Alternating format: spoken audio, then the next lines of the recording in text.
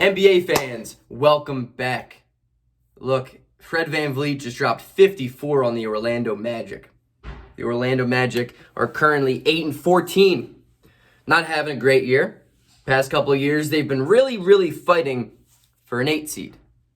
My question to you is any of that really worth it?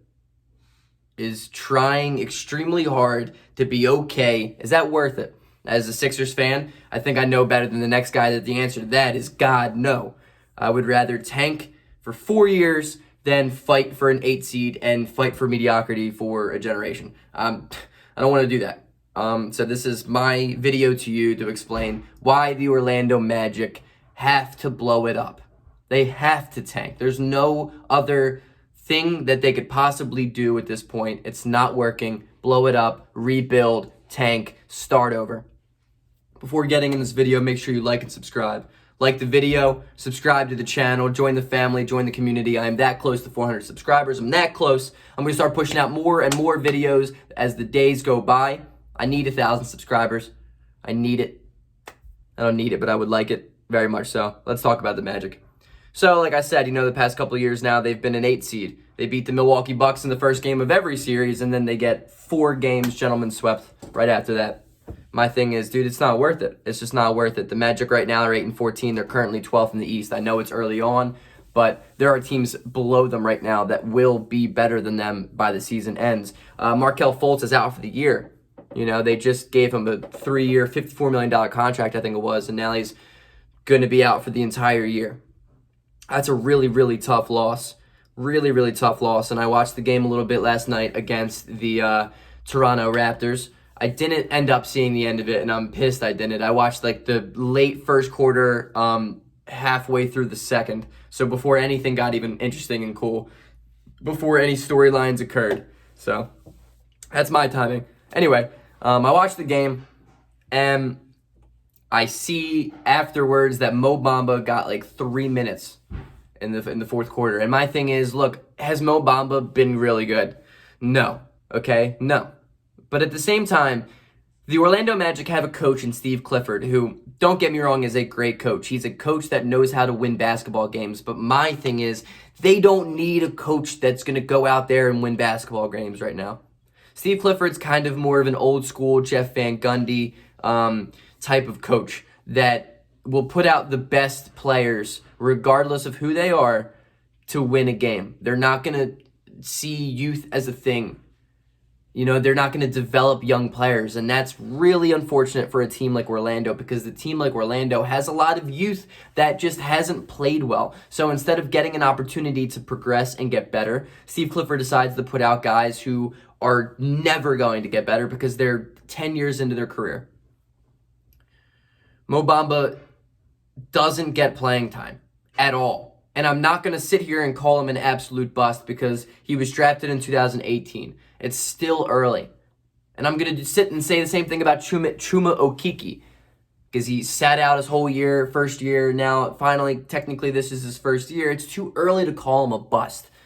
But they need opportunity. You need to give younger guys opportunities to play. Look at Cole Anthony. Cole Anthony's getting time for Orlando off of complete disaster for Markelle Fultz.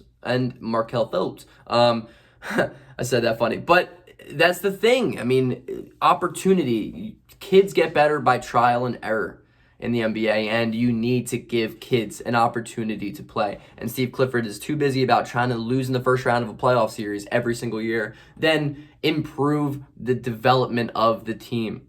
And it's tough for me to see because I love watching young guys play. And it's kind of that he's valuing, current success over future talent. And the current success's ceiling is much lower than a future talent ceiling could possibly be.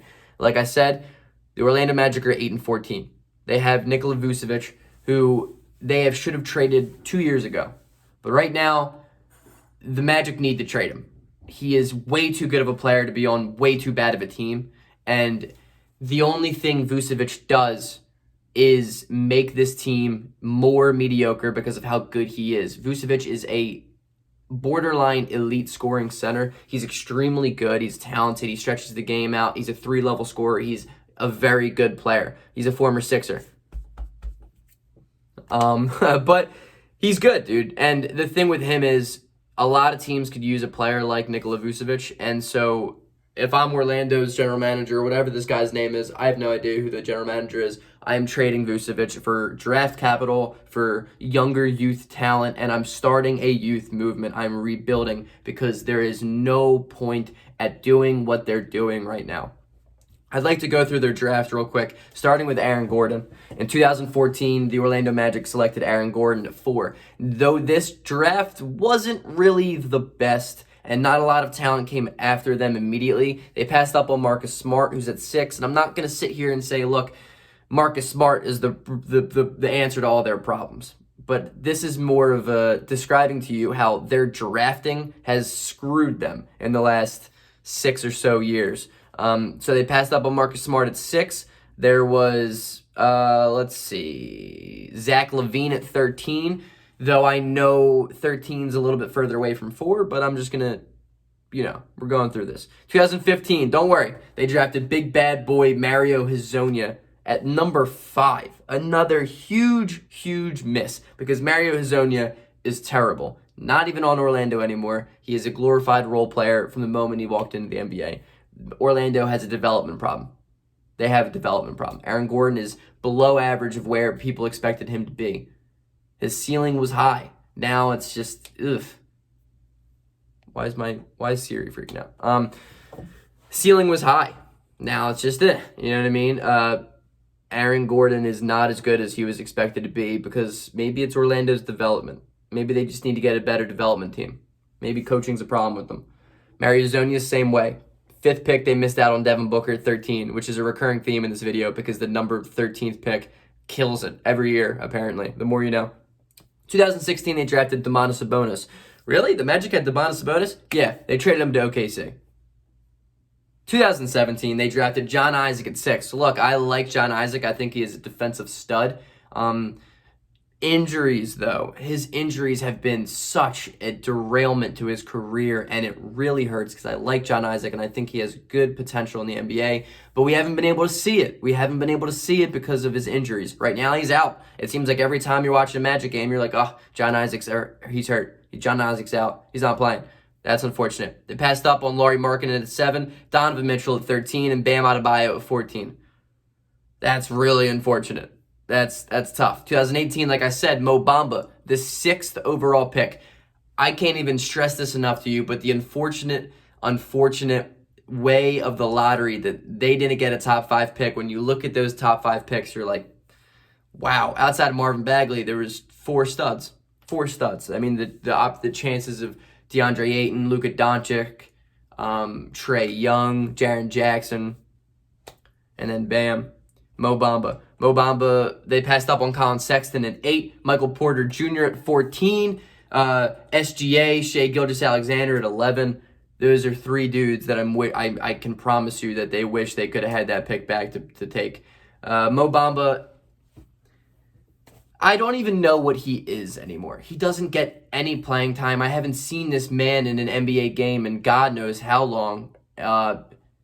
When he's healthy, he's just not seeing the court, and he's not really healthy oftentimes.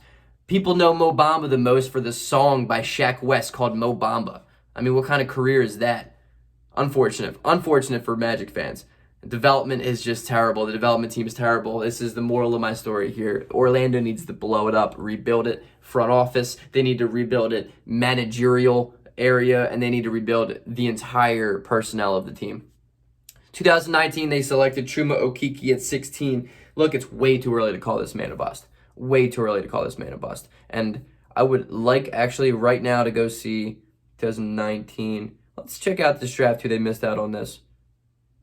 I mean, Nickeil Alexander-Walker was at 17. You know, he's pretty solid. Darius Baisley's not bad at 23. Matisse Thybulle at 20. Brandon Clark at 21. Even Dylan Windler, Kevin Porter Jr., Keldon Johnson. I mean, these are guys that were right after, and they passed up on him, you know, for a guy who had potential. But Chuma Okeke's just another guy with injury problems, and that's just the definition of the Orlando Magic is a lack of development and high injury proneness.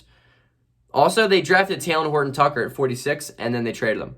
So that one looks really good for him. 2020, however, maybe this is a turning over of a new stone.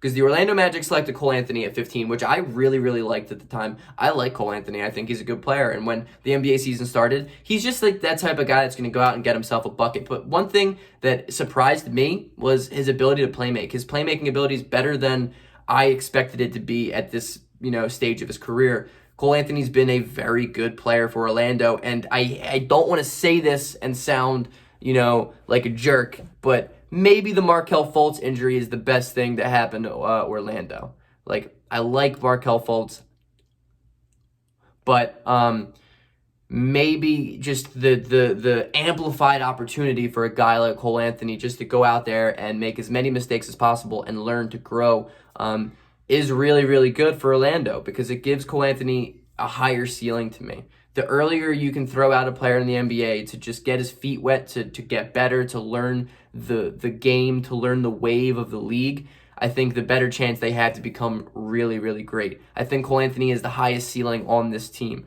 And for Magic fans, I hope it honestly works. But I'm looking at Chuma Okeke, Mo Bamba, Cole Anthony / Markelle Fultz, and that's their future big 3 / big 4, and that is extremely underwhelming. Like, that's like bottom 5 in the league of potential. This team has no ceiling. The best I could ever see this team being is an 8 seed, and that's if everything goes right, and that's just not. It's not good. If I'm Orlando, I'm trading Nikola Vucevic. I'm trading Terrence Ross. I am giving these rookies, these young guys, as much possible time as humanly possible. Mo Bamba, go out there and play 30 minutes a night. I don't care how good or bad you are, but you're not going to know if you don't play the guy. So hopefully Orlando can turn it around for the Magic's sake. They have the worst jerseys in the NBA, unfortunately. Outside of those orange ORL ones, the new ones this year, those things are pretty fire. I like them. I would trade Evan Fournier too. I like Evan Fournier. I think he's a good player, but you got to send him on the ship outward. Just get as much draft capital as you possibly can. Do the Sam Presti. Get as many draft picks as you can. Get as much youth as you can. Get expiring contracts. The Orlando Magic don't understand how to run a basketball team right now, and they need help. Peace out. Go Sixers.